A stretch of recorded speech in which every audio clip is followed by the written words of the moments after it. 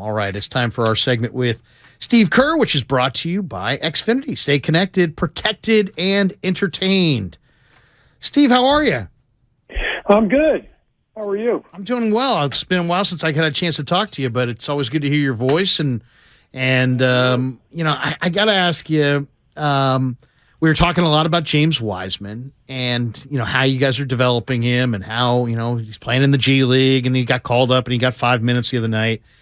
And I'm just kind of wondering, is there like diversity of opinions within your guys' walls and within the organization on how to develop James Wiseman? I mean, are there people that have differing opinions on how you guys should best do this? Well, I mean, there's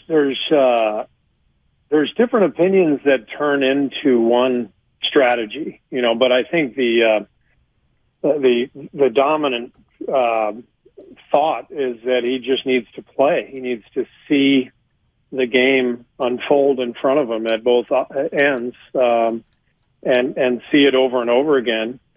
And so he needs reps, and he's going to get a lot more reps in Santa Cruz. So this is it's definitely unanimous in our organization and the people who are making these decisions that this is the right way to go.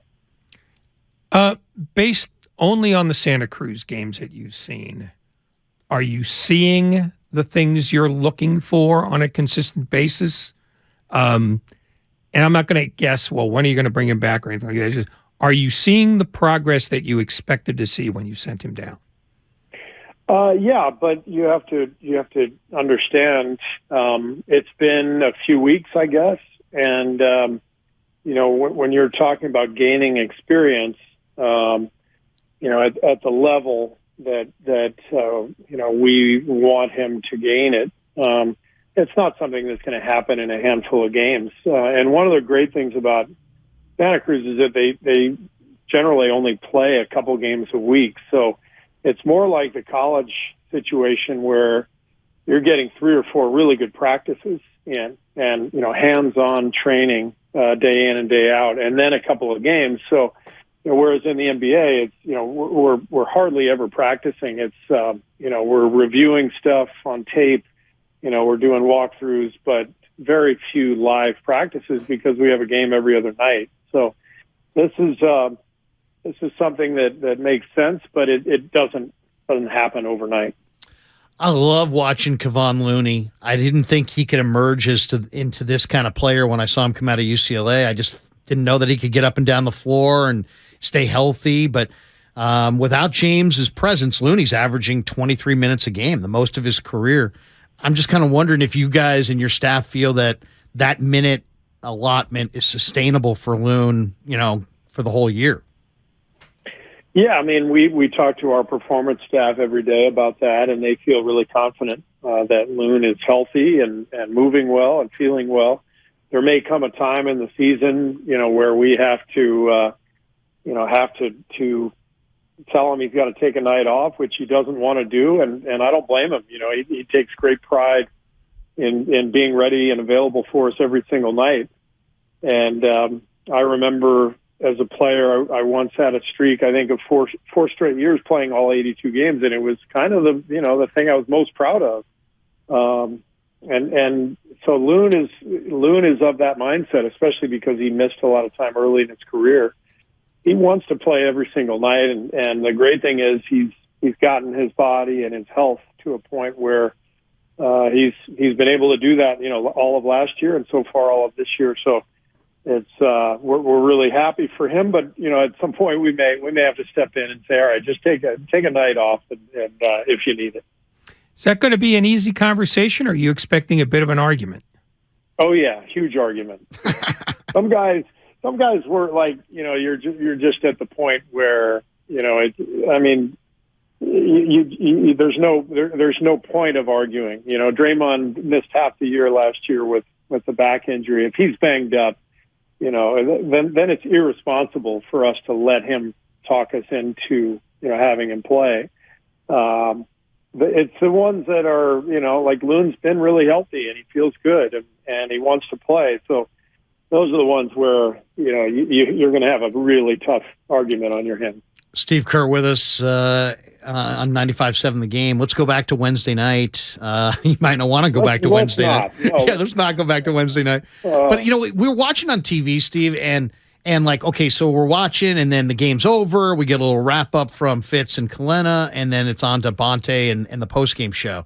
What we don't see is what happens behind the scenes in your locker room. So, like, could you paint that picture? I mean, you run off the floor, you lose 124, 123. Do the coaches and players all stay in the same room? Are you guys in different rooms? Is there a lot of complaining? Is there discontent? Is that a good time to have dialogue? Do you want separation there? A 15-minute cooling off period? Paint us that picture of how you guys kind of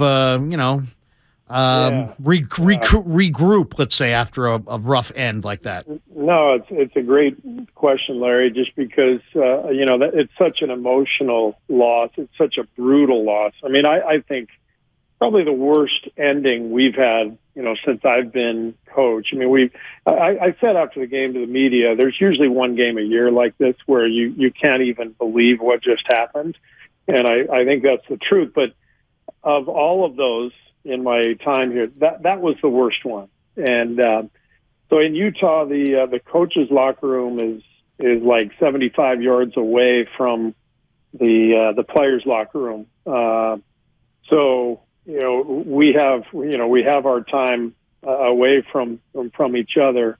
I come in and address the team, probably 5 minutes after the game ends. So, I don't want to leave them sitting there because they're dead silent in the locker room. They're stunned. And so I went in there and just told them what I just told you. There's one game a year that this happens, and it's the worst, and you don't sleep, and you're up all night, and you can't believe what happened. But you have to learn from it. And as long as you learn from it, and it doesn't happen, especially in a playoff game, then it's okay. Like but you have to learn from it. And I think there was plenty to learn from that game. Then at that point, I go to the coach's locker room and scream and yell and throw stuff against the wall and vent my frustration. And when do you come down from that frustration? How long did it take you to put it away?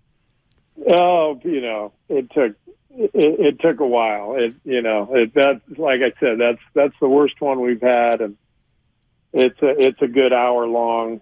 Just you've got to be kidding me. How did that happen? Then you want to immediately go to the tape to review everything, which you do on the plane, and then then you're sort of hashing it out with the coaches. What could we have done differently? And in the end, what we did today, we had yesterday off, but what we did today was we had a film session and we showed those key plays. And like I said, last year we lost a game to Indiana when we left a 3-point shooter at the buzzer, up 3. And we learned from that. We never did it again.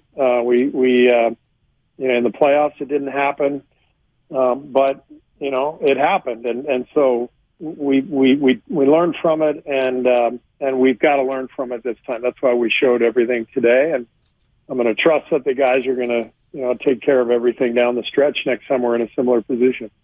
Kuminga looked really good Wednesday night. I was so excited on draft night than when you guys drafted him. I felt like he was one of the better players in the draft, and whatever reason he fell to you guys, and I was just so excited.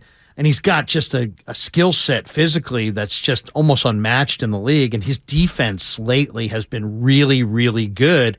And you kind of pointed out earlier this week that he's kind of learned how to defend without fouling, and that's such a hard line, I'm sure, to kind of impart to a young guy, Steve. But how have you guys developed him in that area? How do you help him become a great defender, a dogged defender, but also not cross that line and pile up fouls and send guys to the line?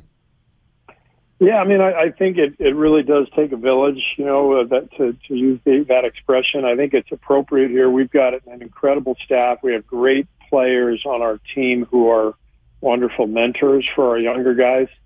Andre Iguodala has done an incredible job with JK, and our individual coaches who have really worked hard with him. Anthony Vereen, Jacob Rubin. They're with him every single day, going over tape, talking with him. We try to sit down together. JK and I do, once a week or so, and maybe look at some tape or just discuss what's happening. And what I like about what's going on right now is his play has matched his approach. And what I mean by that is, I think early in the season he was really frustrated, and the last month, rather than being frustrated, he's just sort of absorbing the lessons and applying the lessons, and now he's seeing the results, and it's like, okay, now the process is really working, because instead of being frustrated, he's just more coachable now, because he's growing and he's seeing the pictures and he's understanding what we're trying to teach him. And JK is a great young guy. He's a great kid, but very little experience. And so all of this is, there's so much to absorb playing in NBA games. You got to know every single opponent. You've got to know their tendencies. You've got to understand why you're doing something, why you're not doing something. And it doesn't just happen overnight. So it's just exciting to see it turning for him in such a natural progression where he's, his focus and his training and everything is improving, and so is his play, because that's how it should work. Can you walk us through, to the extent that you can, when you have the epiphany on Kuminga? Was there a moment where he did something on the floor that you've been talking to him about, and all of a sudden he not only did it, but he did it in such a way that sort of convinced you that he did it instinctively and understood what he was doing and why he was doing it and when he was doing it? I don't think there was one moment, but there was a game a couple of weeks ago where I think he played 14 minutes and was 0 for 0 from the field, but he was great defensively. And I said to him after the game in front of the team, I said, JK, you were great tonight. You did a great job. And he sort of looked at me like, I know exactly what he was thinking. Like, I didn't even take a shot, but he had been great. He was great defensively. And then we go on the road, and we go to Minnesota and Dallas, and he guards Luka.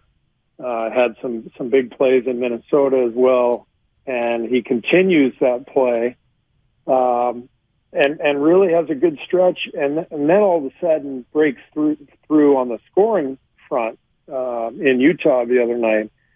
So it's been a stretch of, I don't know, 7-8 games where things have really come together, but it felt like it started to click when he realized he could be praised and really impactful without taking a shot. That's when he realized, all right, if I just play defense, a lot of good stuff can happen. You guys get the Celtics, and I caught them the other night, and wow, I mean they're really rolling right now. I mean they're scoring 120 a game. Tatum's having a great year. You guys probably, your coaching staff, have sat down and kind of studied them probably in advance of this game. What are they looking like to you? How do they look different from the team that you saw in the finals? Well, they are playing at a really high level. I think the addition of Malcolm Brogdon was enormous for them. He's such a good player, and he's a perfect fit for them because he's a pass-first point guard who can make a shot, who can get to the rim, really good defensively because of how physically strong he is. And he's just a vet. He's a grown-up. He knows how to win. And so adding him to the mix, and with Tatum playing the way he is, and Brown, Marcus Smart's always been one of the best defenders in the league. They just have a ton of continuity, and they're hungry. They lost in the finals last year, so they're hungry and got a lot to play for. This is a team that has been, I think, to the conference finals 4 times, in the last 6 years or so. So they've been knocking on the door for a while, and this is definitely their best team, and they're by far the best team in the NBA right now. Yeah, I mean, I can't wait to watch it. And then on your side of things, how is your team? I mean, obviously the personnel's different, but how are you guys different from that team that we saw in June? Well, I think what's exciting for us is we know our ceiling is much higher than where we are right now. The reason we're not there is because we're a different team. You know, we brought back our core guys, but our bench and our new free agents are all new. The guys were playing regular minutes off the bench. Those guys were not here last year. And so we're still adapting. Our young players are growing, but still need work. And I think where we're going to be 2-3 months from now is going to be, way further ahead than where we are right now. So, the good thing for us is nobody's running away with the West. So while we are, kind of treading water here and trying to find our way, we're still right in the thick of everything. And my gut is that if we stay healthy, this team has a chance to be really good. But it's gonna take some more time. We just we just need more time to put it together, and I'm excited about that process. How much will you viscerally hate this road trip? Define viscerally. Where you just think about it and you just want to throw up.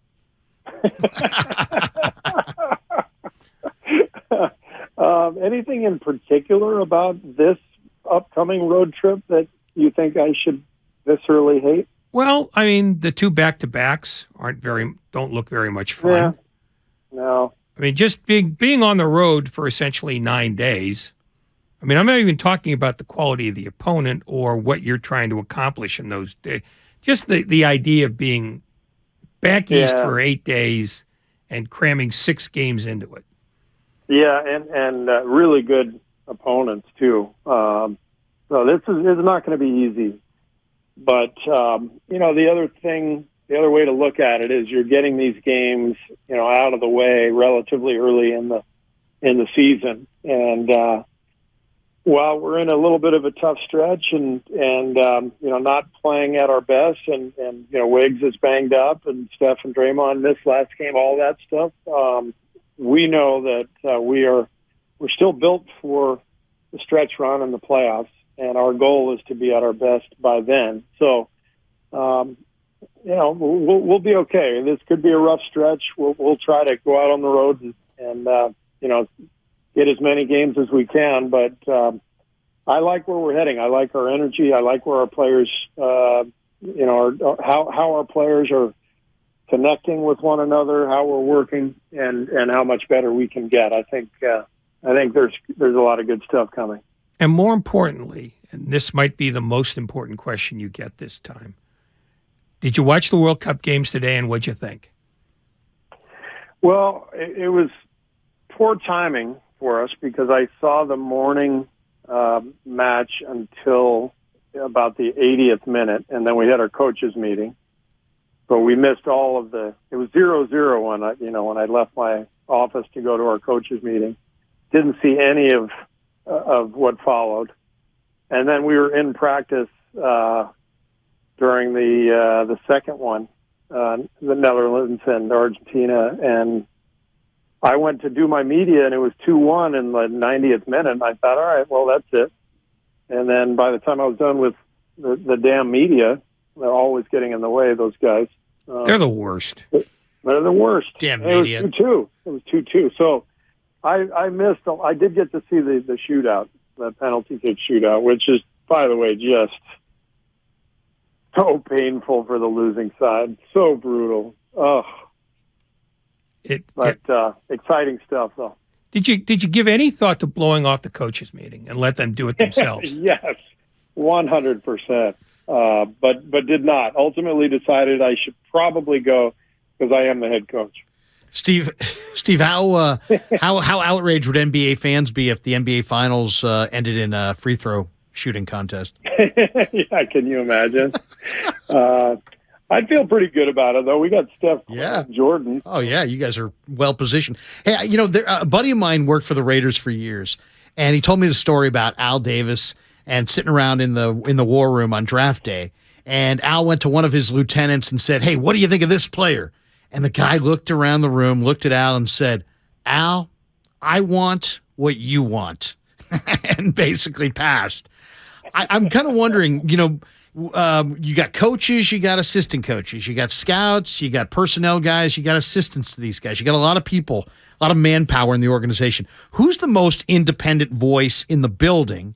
And then how do you know that you're getting your assistants' real opinions and that they're not just sucking up to you or Bob or Joe? Yeah, so you're talking about in our coaches meeting? Yeah, coaches or scouts. I mean, if Joe says, "Hey, I want player X," I mean, what do you think, scout? Assistant scout. I like player X too. I mean, who's truly independent? Is there a guy in the organization that you just know? It doesn't matter if he goes against you or Bob or Joe, but you're getting his honest and independent opinion no matter what. Draymond. Well, I'll be honest. We got a lot of those guys. A lot of independent thinkers. That's good. Yes. And I will stick with our coaching staff because those are the guys I'm with every day, and I'm asking them what they think all the time, and we've got some very strong-minded, strong-willed people on our coaching staff, and I like that. I want people with conviction. And Ron Adams has always been really forthright with his opinions, and he's been fantastic. As a confidant for me, now that he's in more of an advisory role, I love hearing his conviction. And Kenny Atkinson, very, very, forthright with his opinions. Decky, Dan, our Serbian coach, they all are wonderful because they offer their direct opinion. And ultimately, when I make whatever decision it is, then they move forward. Like they accept it and they embrace it, and we move on and we go. And that's the way it should be. Do you have any thoughts on Brittney Griner above and beyond just being happy that she's home? In terms of like the political part of it, or wherever you want to go with it. I not really. I'm just thrilled that she's home. I mean, the overriding thought throughout this whole thing has just been, can you imagine going through what she's been through? And so I'm not that interested in the debate about, the swap and the politics of it. I'm just happy she's home, and I'm happy for her family, and just can't imagine the trauma that she has been through. Great stuff, Steve. Just one business thing on the way out the door. Any update on Wiggins and the adductor injury? They had said that he wasn't going to go Saturday. How's he recovering from that? When do you guys expect to see him on this trip? Yeah, he didn't practice with us today, but he got a court workout with one of our assistant coaches, and I talked to him. He said he was feeling better, but yeah, he won't play tomorrow, and we're expecting him to go on the trip and hopefully play, but early in the trip. But it'll be kind of a day-to-day thing. Thanks, Steve. Thanks for your time. Good to talk to you. All right, you too, Larry. All right, we'll see you, Ray. Yep. There you go. Steve Kerr stopping by as he does every week on 95.7. Whether he likes it or not. Yes, he is contractually obligated to. No, it's always good to. I could actually hear him trying to dig through the floor of his kitchen. So how do I avoid these idiots?